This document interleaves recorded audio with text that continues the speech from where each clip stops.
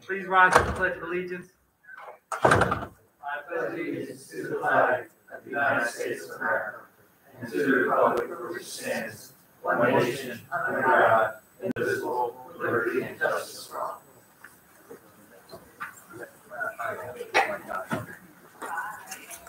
Good evening. This regular meeting of the Township Council is being held in accordance with the schedule of the meetings of the Township Council, established and adopted by the Township Council, which designated time, date, and place of this meeting. Adequate public notice of this meeting has been provided pursuant to the provisions of the Open Public Meetings Act. We're using an electronic amplifying recording device in order to obtain a clear and audible record, and request all those wishing to speak be recognized and state your name and address directly to the microphone. The recording device will be solely utilized by the Township Clerk's Office for the preparation of minutes and shall be the official record of the Township Council meeting. Madam Clerk, may I have the roll call, please? Mr. Hutchison? Present. Ms. Grace? Here. Mr. Mignon? Here. Mrs. Stubbs? She is out ill. Mrs. Winters? Here. Mrs. Trotto? Here. Mr. Mercado? Present. Mr. Carlinian? Here. Mr. Cardis? Here. Chief Harkins? Present. Mr. Chadwell? Here. We'll now have our first public portion. This is for agenda items only. Each speaker is entitled to 3 minutes, and their entire public portion is for 15 minutes. If anyone wishes to speak, please raise your hand. Mr. Krug. Evening, Council. Paul Krug, Blackwood Estates. Good evening. Was interested in receiving some additional details with regard to the request for proposal from Inspira Medical Centers, specifically kind of surrounding the $37,500 per month under the description of services.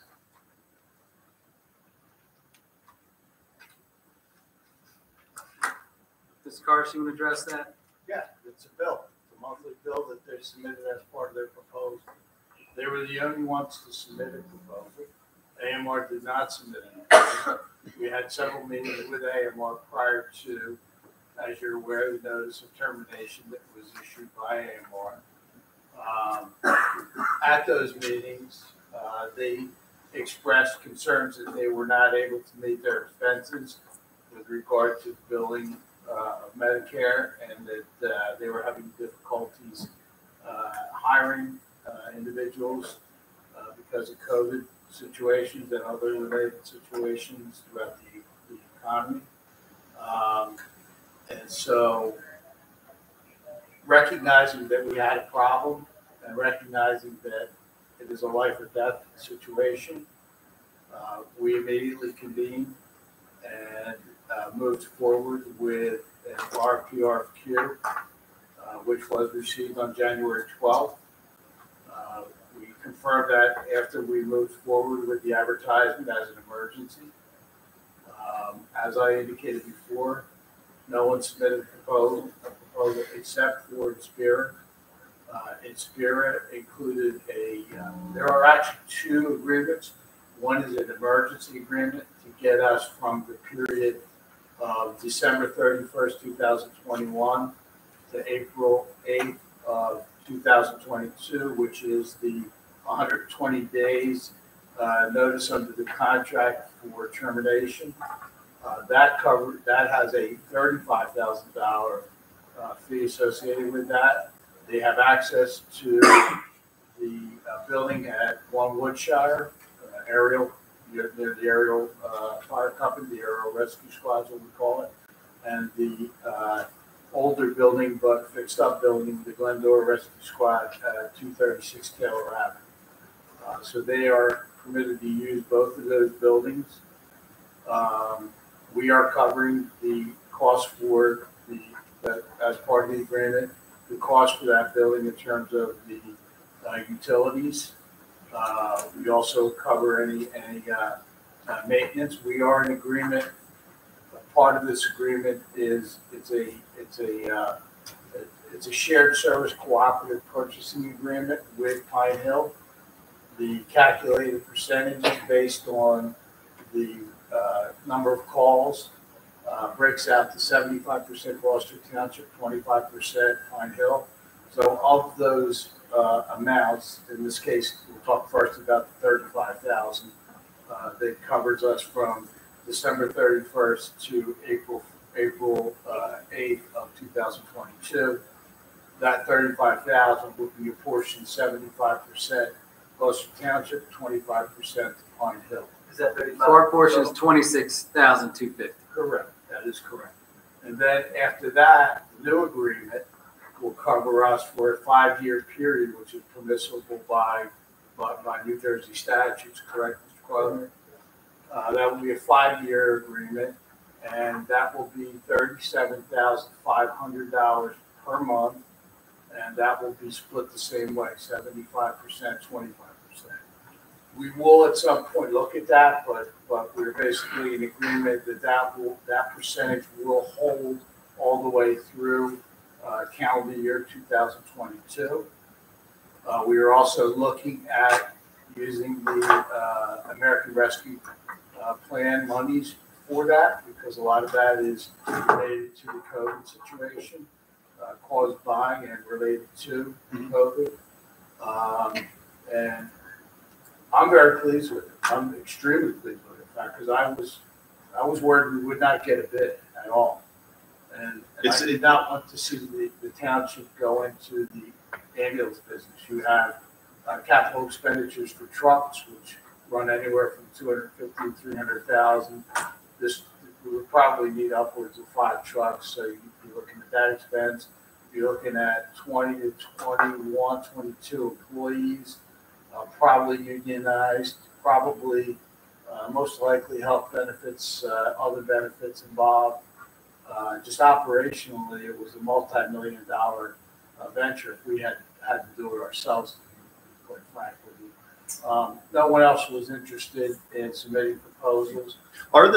Just a question, I don't know, are there others? I know AMR decided to move back across the river to PA. Who else would typically compete with like an Inspira? Or is it that bad currently due to the economic circumstances? I'm going to defer to the chief. I know Cooper was contacted. I believe Jefferson was. So we actively pursued several. There was a company called Ambulance, AMBULUNZ, that does it in Lindenwold. We had Exceptional Medical Transport. We solicited them. Our emergency management coordinator made calls.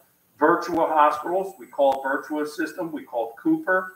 And we called Inspira. They were the ones around. And we put the advertisement out to as many contacts in the emergency service business to try and to get businesses to find interest. I was very, very concerned, as Mr. Cardis was, that we were not going to have anyone step forward to do this. And we weren't in a good position. AMR claims they were losing over $500,000 a year. And there's a lot of factors involved, Medicaid payments versus they were costing them more to do an ambulance run than they were getting reimbursed through billing. And so we were concerned about that. The whole dynamic of emergency medical services it's not just happening to us, it is a regional problem. Speak with other police chiefs, speak with the fire departments to the area, and we're trying to address it regionally. But that takes time. And, we did, I inquired with other agencies such as Cherry Hill, Voorhees, and this is consistent with the costs to run emergency medical services. I thought it was a very fair bid. I think that the outcome, we're actually getting more service than what we deemed our minimum was, which is I'm more comfortable with the service that Inspira did, meaning they gave us, our bare minimum was to have 2 ambulances 24/7. That's thin in my world in emergency services. They came through with their bid, added a 3rd truck to get us back to where I'm more comfortable through our busy times. It's called a power truck. There's a 3rd truck that's out there that's responding to calls. We've worked hand in hand with Pine Hill. They're very, they've been partners with this and taking on the expenses. We calculated through, we took the last 10 years worth of data that we had from emergency service runs to calculate the 75-25 split And I think it's the right thing. We're doing the right thing, going in with another jurisdiction to provide this service. And the power truck that the chief just pointed out, my understanding is that's going to run 7 days a week. Correct. From 7 a.m. to 7 p.m. That was not part of our RFP kit. So they did not have to include that in the proposal. Was Thank the you, one Tom, and Chief. That was administrator very- as well? That was a very comprehensive answer. Paul, you'll be able to come back if we have time in our public portion, but I want to see if anyone else would like to speak. Sure. Thank you, Tom. Thank you, Chief. Mr. Appreciate Einwald? it.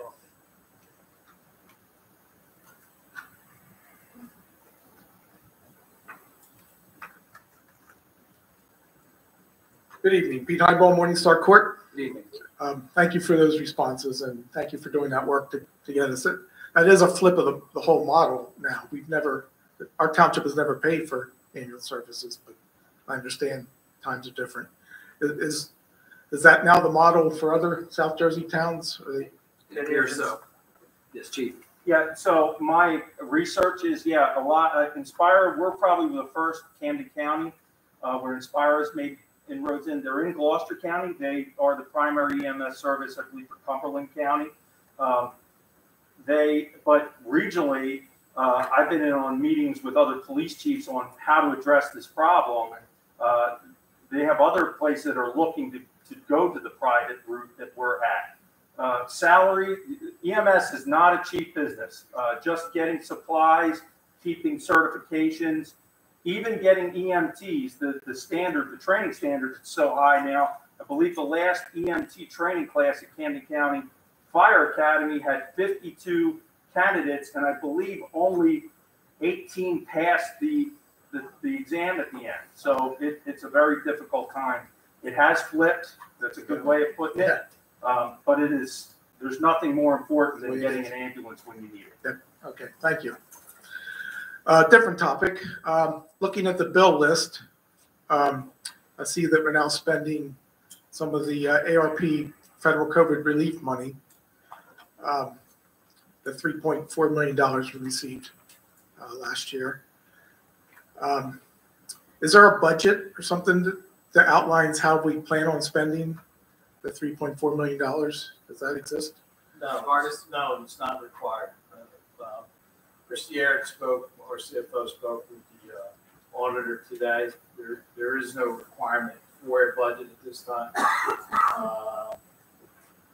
You can, there are 4 allowable expenses. You can replace loss of revenue up to $10 million.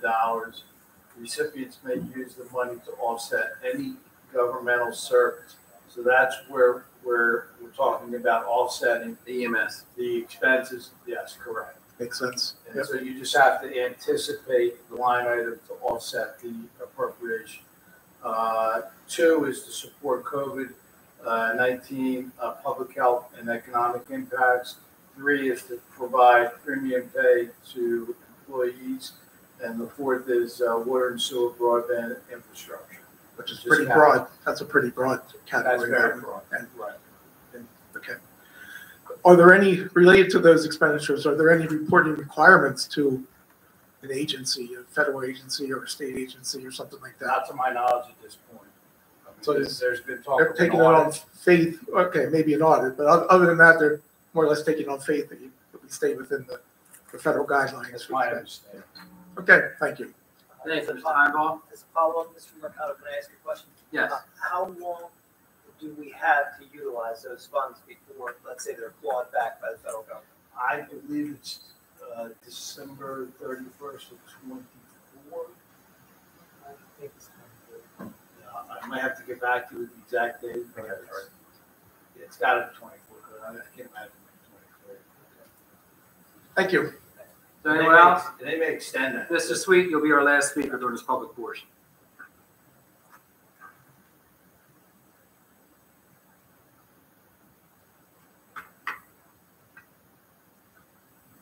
Good evening, Council. Sam Sweet from Ariel. Good evening.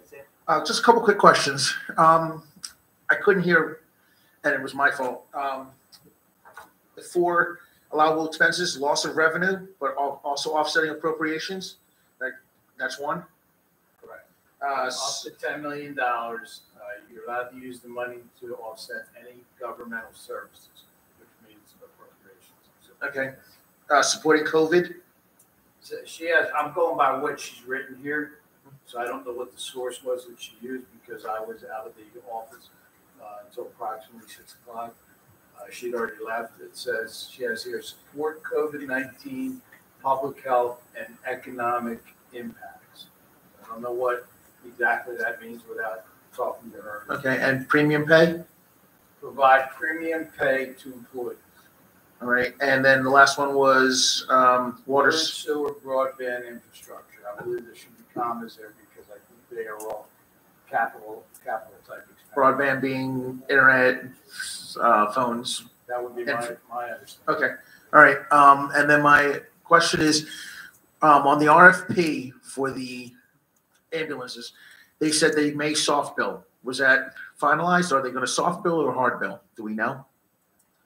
When you talk of soft bill, you're talking about waiving fees for That's my understanding. What? residents? Yeah, my understanding is if a soft bill, for argument's sake, the bill comes in at $1,500, they contact insurance. Insurance says we're going to pay $1,200. There's a $300 outstanding balance that can be waived. It's under soft billing. I don't believe that was ever discussed, and I don't believe that can actually be discussed or be part of the RFP because of the federal government and billing Medicare, Medicaid. You cannot do that. You can't have an agreement, Mr. Carlin, You're absolutely correct. that would jeopardize the ability to bill. Well, then I'm confused because the RFP that was online said that the company may soft bill Gloucester Township. Well, then that might be an oversight that it was left in. And remember, we were hustling to try to get this through. You can't mandate or dictate No. however they do it. Well, do we know how they're doing it?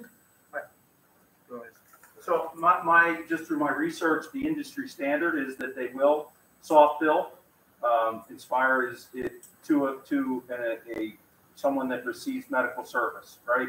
EMS comes, they will bill, insurance will pay back, and they may soft bill. And what soft bill, as I understood it, they won't be going out after your credit and reporting it to them, but they will send a bill to try and collect as much as they can through a billing service of Inspire. And Chief, that's the individual receiving service, the same we say Gloucester Township.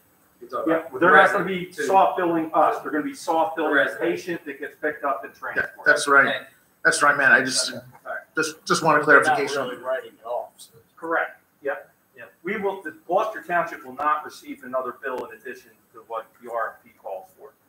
They will have the ability, just like a doctor would bill for any kind of health services off of a chart, industry standard is how I understand it. Okay, And all right. for all their billing is equal. Yep. So they can't say we're soft billing. Correct. Their billing and how much they collect is up. We can't dictate that. Okay, thank you. Sam, before you had an EGOV question. You need that read because a lot of these things that you asked were addressed. No, but I did want to address that, but I'll address that in the second public So portion. I don't need to read it. You don't need to read that now. Thank you. Goes to public portion. Bid report.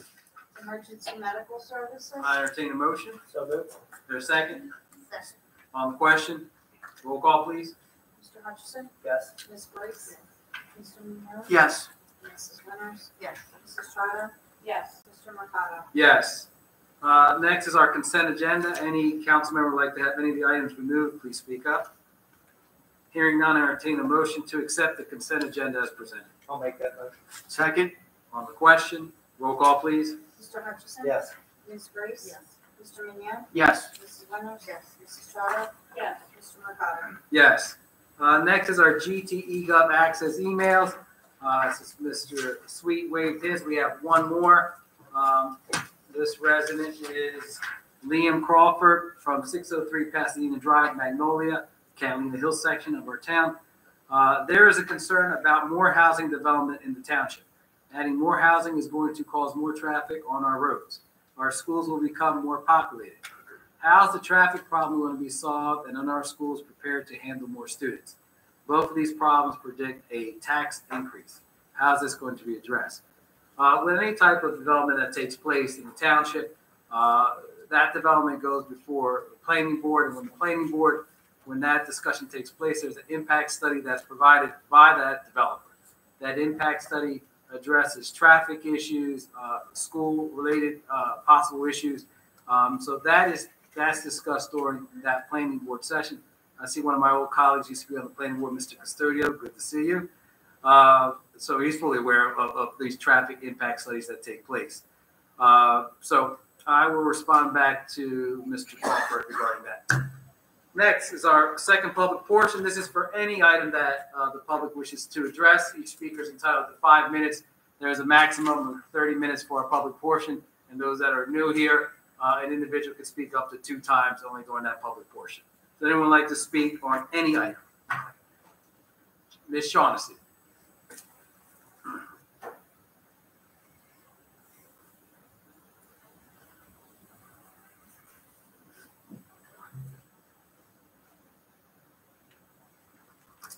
Hello, good evening. My name is Shaughnessy Smithman. I live in Millbridge Gardens Apartments on Millbrook Road, apartment 341, since February 2015. I'll put this on. I hear Ms. Winters coughing. Okay. I have a question about the ambulance services. When I growing up in the township, the county over, the ambulances were provided mostly by the local volunteer fire departments. Is that no longer the case? Yes, Good. That's no longer the case, Chief? Are they federal? I mean, they're government regulated still, even though they're being outsourced? yes, they have to be, as part of our RFP, they have to have certain licensing, pass inspections by the New Jersey Department of Health. So they are still a government type? They're regulated by government rulings. They're working as a contractor for the Township of Gloucester under this RFP. In March 2006, my father, Harry Portland Smithman Jr., God rest his soul, passed away. I was called, when I arrived, no ambulance was called. There was what was considered today a wellness check. They checked after several weeks, a neighbor had called, and several weeks later they got to him. No ambulance was called. I guess it was no longer considered an emergency. I'm not sure if he had rigor mortis. I was not permitted to see the body when I arrived. There was 2 police officers from the town. Very good for them to go. I tried to contact a government non-emergency phone number for my cellular phone, calling the 411 phone number, the directory assistance. It only allows typically for residential or business listings. It does not really allow for a government listing such as a municipality for whatever township or borough you're residing in. And sometimes it will not allow you out of the automated system. That is if you're fortunate enough to have a cellular phone. I'm even more fortunate to have a landline phone. I can dial 0 for operator. You cannot dial 0 for operator from your cellular phone, or at least not from mine. When I called the 0 for operator on my landline phone, there was no way to contact a non-emergency phone number for the local municipalities of whatever township or borough you live in. And like I said, once again, that is if you're fortunate enough to have a phone. The government will provide you with a cellular phone if you are considered poor enough. They will provide you with a cellular phone, but like I said, it's difficult to get the local municipal numbers for wherever you are. I'm realizing that from calling the non-emergency numbers in different towns. Now that I walk, I'm noticing that there's different things that need to be called in. There really is no connection to the local government. A hospital is not a government. If there was a situation that is or is not an emergency medically, a hospital is not government regulated. They're not bound by different things, but it would be a local government that would convict someone if something was discovered that looked like a crime, such as a stillborn child born within a local residence or anywhere within the state of New Jersey or the country. If a stillborn child comes out of someone's body, I can only imagine, because it never happened to me. I feel very strongly that if that happened to someone, they wouldn't have the strength to talk about it. They wouldn't have the strength to ask, what are they supposed to do? They would only feel like a criminal. Bringing up this topic with different local municipalities and the police, who they're just serve and protect. They're not here to make the legislation on what to do. They're here to provide to serve and protect, not make the guidelines. It's a very difficult position for them to be in. They're the ones that would have to arrive if something that is placed somewhere, no matter where it would be. I can only imagine. There is no way to contact them. What I'm trying to explain is it would not be an emergency. For some, of course, but not for everyone. And if one person didn't know what to do, we should try to think of what it is you're supposed to do. Like I said, they arrived at my father's home. He was not pronounced dead, but they did not call an ambulance. It was no longer an emergency. If something came out of my body that was a stillborn child and I didn't expect it, I would most likely massage the flesh and breathe on it. I would try. If it was not a diagnosed pregnancy, it would have been most likely the fallopian tube. It's not very stretchable. As it formed, it most likely would appear mangled. It would appear abused. Shaughnessy, can I interrupt you? Well, this is what the police would have to deal with. The detectives would be arriving, and it would. Ms. Shaughnessy, do you have a question, or is there, because your time is up, and I'm trying to follow you, but I don't know if there's a question or this is just a statement. My question is okay, so can you get us to your question, because we have some other individuals that like to speak. I'm sorry to cut you off, but what is your question? My question is, what would the Township of Gloucester like to think of on what to tell someone if that happens? What is the non-emergency phone number? Because to call 911, a lot of people will not. I know I would not for most situations, because I don't want to abuse the 911 system. I don't want to take up the phone line to a person, a first responder, for something that is actually an emergency. And with the trauma that someone could be going through in a situation like this, whether it's the physical trauma or the emotional trauma from being involved in the situation just by knowing that it happened, they wouldn't know what to do. It seems that most people think that it's typically logical to call 911. And I'm trying to explain to you that I don't think it is. It would no longer be an emergency. It wasn't an emergency before it happened if it wasn't known to the body. And it would not be an emergency afterwards if there was no life in the stillborn fetus. I'm asking Gloucester Township, what would they like to do? Because it's very difficult for someone to get in contact with the non-emergency part of the government. The only thing I could think of was the local postman. The United States Postal Service goes to every address in the United States 6 days a week, and they will go 7 days a week, apparently, to deliver packaging. But that is the only connection that a resident would have to the local government.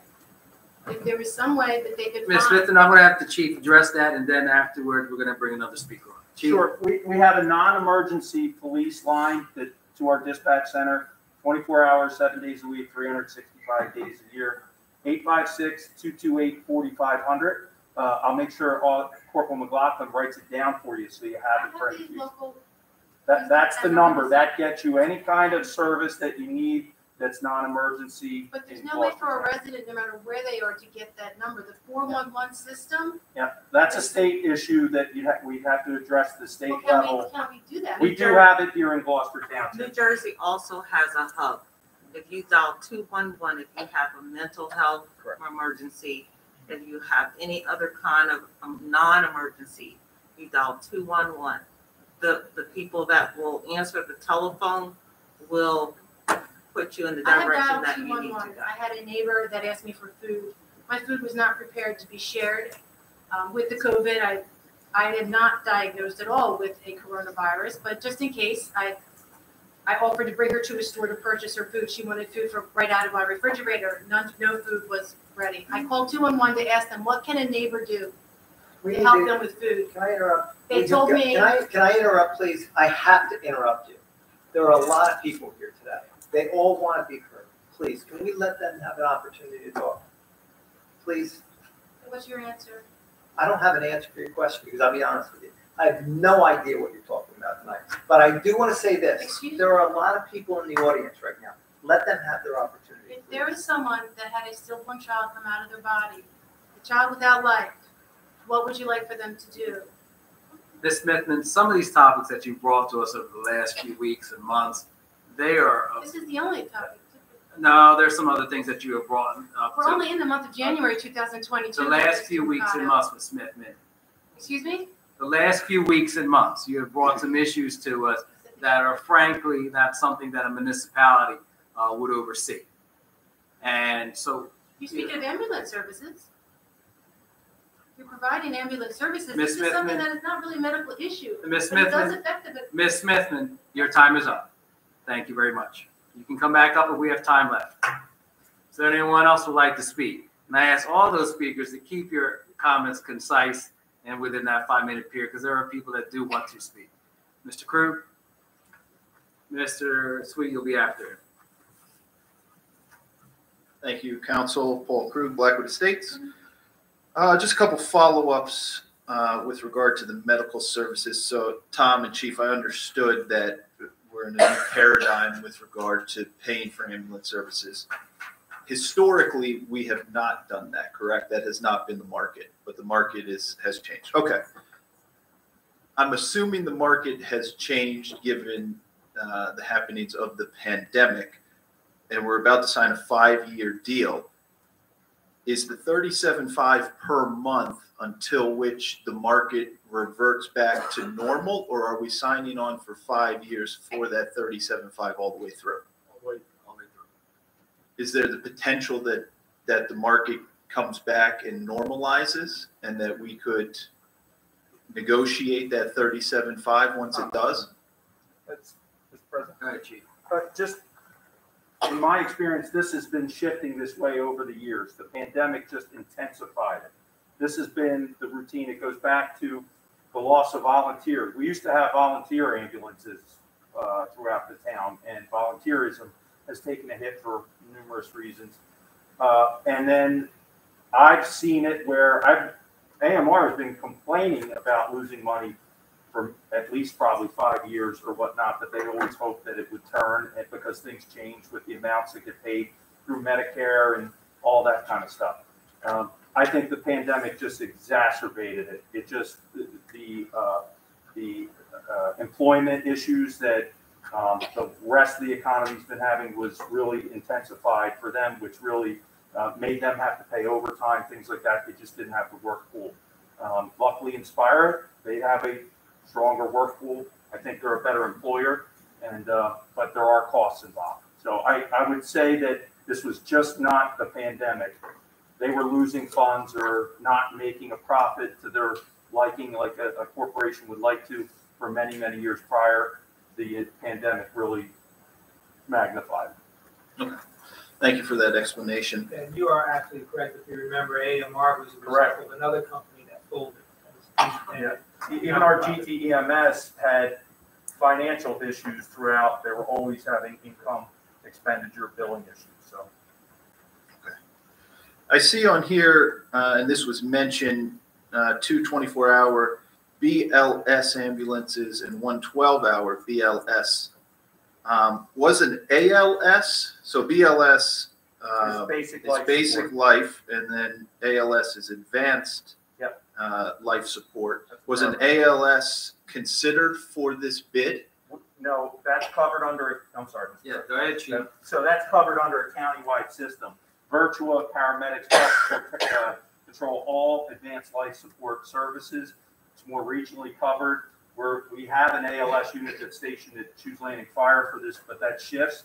So that is not controlled by the township, that's controlled on a regional level at the county. So Virtua has the contract for all of Camden County for ALS services, and they work hand in hand, no matter what town they go into. Is that, and the county and the township, when a call comes in, they ultimately coordinate to determine if ALS goes out? If it's a life-threatening call at the dispatch center, they determine if it's what we call a life threat, meaning someone's life's in danger versus a broken leg or a twisted ankle, I don't know, any kind of heart issues, anything like that. A motor vehicle crash with significant injuries is considered an ALS type of call. An ambulance, a BLS, and an ALS unit are dispatched at the same time. Are any townships rolling up the BLS ambulances to the county level in order to achieve cost savings? No, not in Camden County. There is no Camden County service at this point. Okay, understood. Appreciate that. Only other thing I have to bring up this evening, and this is just kind of going to be a standard because we're in that season, and I know better than to come here the last two meetings, which I probably will not do this year because I've attended. It's a very long night, and I'll have said my piece before then. But you know that I look back at the last 2 decades of the municipal budget, and I'm just going to stick to the numbers. The multiple from 2001, when the budget was $15 million, to 21, when it was $65 million. That's a multiple of 4.33, or a 333% increase over that time. That's an up and to the right curve. I think it needs to be stopped and hopefully reversed. With $3.4 million in federal funding last year and $3.4 million in federal funding this year, I certainly think it's accomplishable, and I hope that this body can do it. Thank you. Thank you. Mr. Sweet?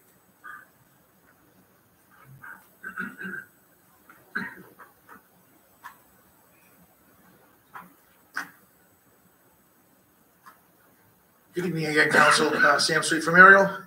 Couple quick questions.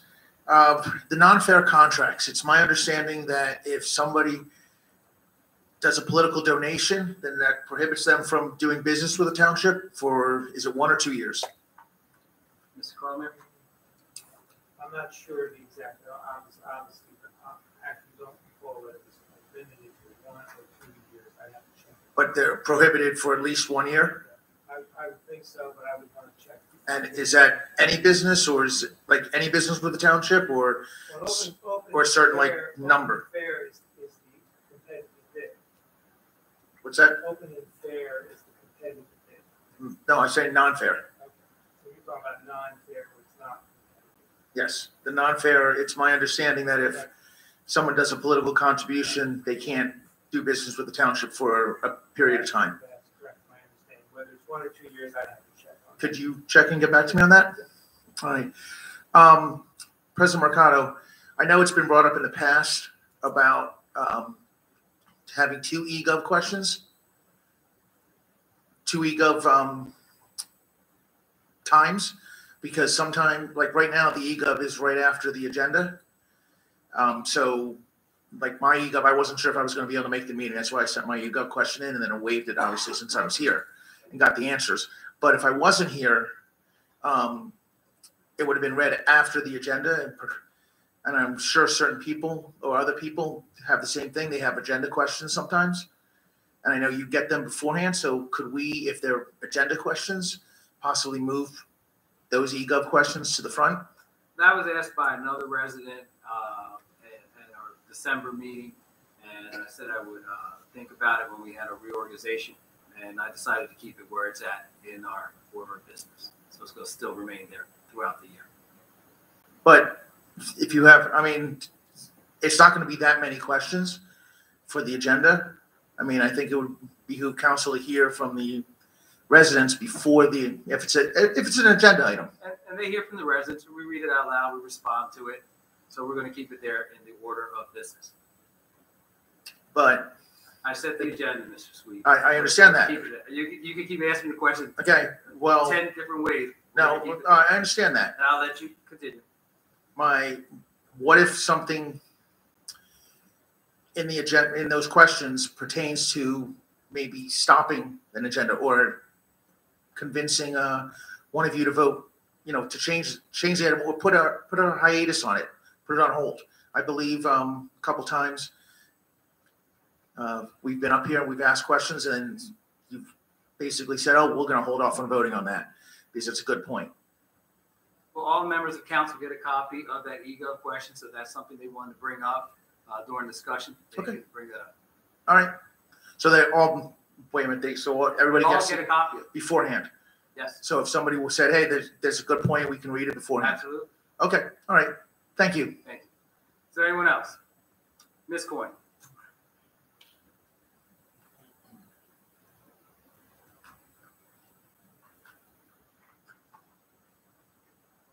East Coin, Hughes Lane. Can you hear me?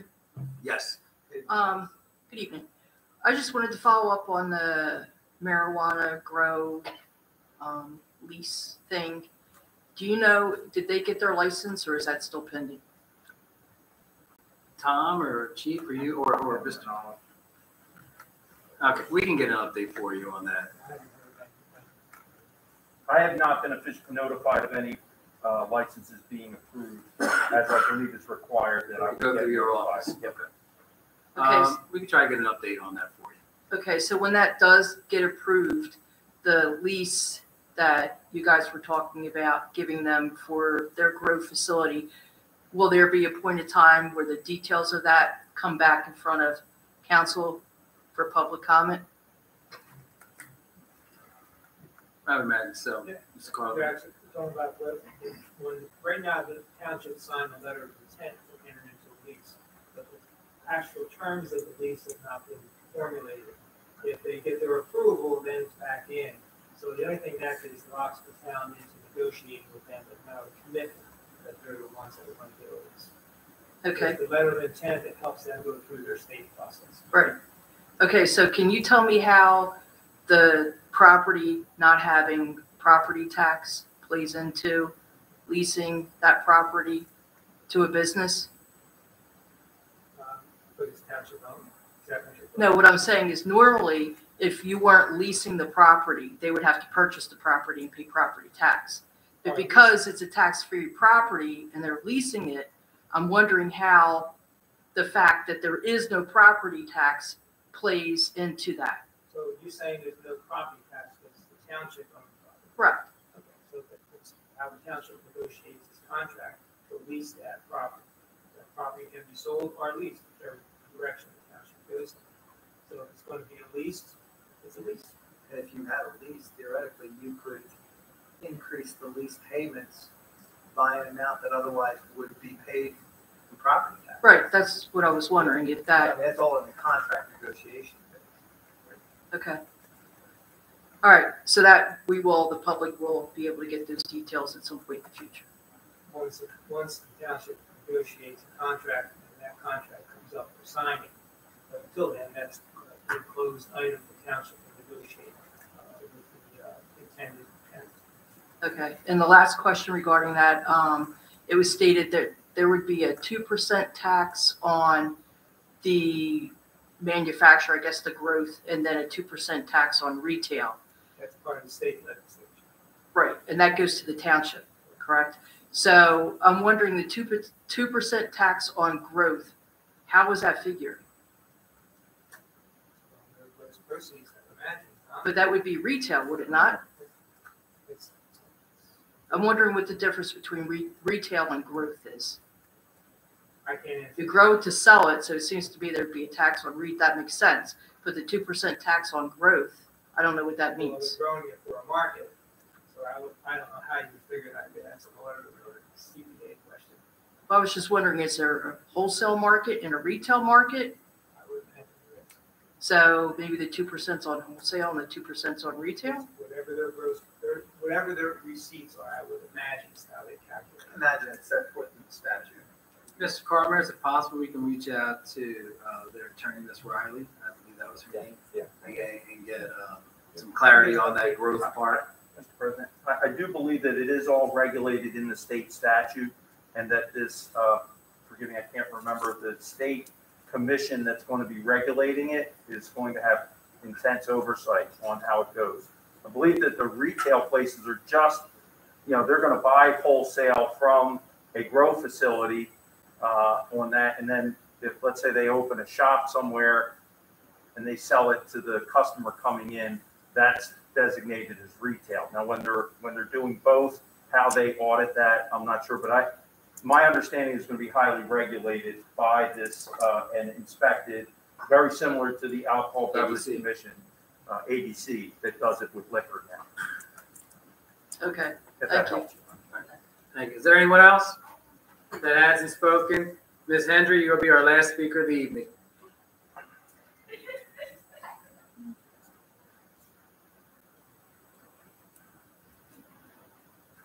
Hello. 89 Lamppost Lane, Somerdale, New Jersey. Hiya. So this is my second meeting. My last meeting, you were supposed to give me an email of how many kids are in shoots. I haven't gotten it yet. Okay. But do you need my email address? I can probably get it. I probably have access, but yes, you can provide it to the clerk. Okay. C is in Disney, R is in Rabbit, okay, H is in Hippo, you like it, 0503@gmail.com. Quick question. How long is this also leased for Mary Jane's shop for?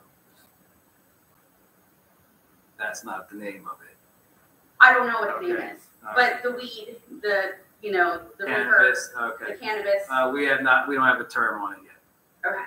My next question is that the Rite Aid on the main street in Blackwood is closing. Do you have any plans to put something in there as opposed to like building more commercial space? That is a recent event that the possible closing of that facility. I would imagine that's a discussion that takes place with the Blackwood West Committee and also Triad, our economic development consultant. But that is a They recent. can give you like a 30-day notice or a 60-day notice. They just They don't have to provide that to the township. Oh, okay. If someone's closing now. But any of your buildings, do they have to give you notice? Like if you're leased or anything like that, do they have to give you more of a notice? So nobody just up and leaves? If they're a private business, they could just up and leave. If it's a township-owned property, yes, they would have to notify. So the Rite Aid is owned, like they own that land. That's yes. So do you know if they're selling it? I'm not aware of anything. They haven't told you guys anything? No, and they don't have to tell us anything. So it could just sit vacant forever and just look dilapidated. If they continue to pay the property taxes. It doesn't matter. And you guys wouldn't like be upset about it? I wouldn't like a vacant building on the corner of Church and the Black Horse Pike, but they're not beholden to notify us. That's not something. But that I heard that there's possible closing of that facility, and that's February 1st. That's the word on the street. It's the word on the street. That's the word on the street. February 1st. It's just concerning that like the marquee of that area is closed. So the only thing that is there is 2 lovely little restaurants and there's nothing else. So I just thought that, being that you guys are, council, that you would probably know. And then my next question is there like any rules or about council in a sense? Like for instance, like if you miss X amount of meetings, like when does your seat get taken up and put for election? No, you don't. It's not put up for election. If someone resigns, then we would have possible special election if someone could get reappointed. Mr. Carlemere? That's correct. I mean, if it's. But so you can essentially miss meetings upon meetings because you're ill and it's okay? Is it a reason, I don't know, any case law that would prevent someone from maintaining that seat unless action is taken against an individual, but if this individual is ill and misses the meetings with the reason, we can't see any. Is that person still getting a paycheck from the township? Yes. Do you guys have sick days? No, we do not have sick days. So you still get paid That person, yes, for missing a meeting that's correct. and not doing your work? That person was elected by the residents of the township. No one here can remove that individual. That person, Could the residents remove- excuse me, that person has provided documentation to me and I find it satisfactory. That person has a medical condition. All right, thanks. Thank you. With that, we close the public portion. Polling of directors. Mr. Crowe? Nothing to report. Mr. Cardis? Nothing to report. Chief Harkins? Nothing to report. Mr. Chadwell? Nothing to report. Mr. Hutchison? Thank you very much for coming out this evening and participating. Ms. Grace? Everyone have a great night. Mr. Mignon? Thank you all for coming out. Be safe going home and have a great week. Mrs. Winters? I want to thank everyone for coming out, and please keep yourself safe. Mrs. Strato? Thank you for coming out. Have a good week. Mr. Mercado? I want to thank all those that came out today. I want to thank Mr. Cardis and Chief Harkins for your work on the EMS. For some reason, always around December, every couple of years, something happens. And so I want to thank you for your work along with the administration in putting that together and keeping our residents safe. Thank you very much. I appreciate it. With that, I entertain a motion to adjourn. Is there a second? Second. All those in favor? Aye. Have a great evening, everyone.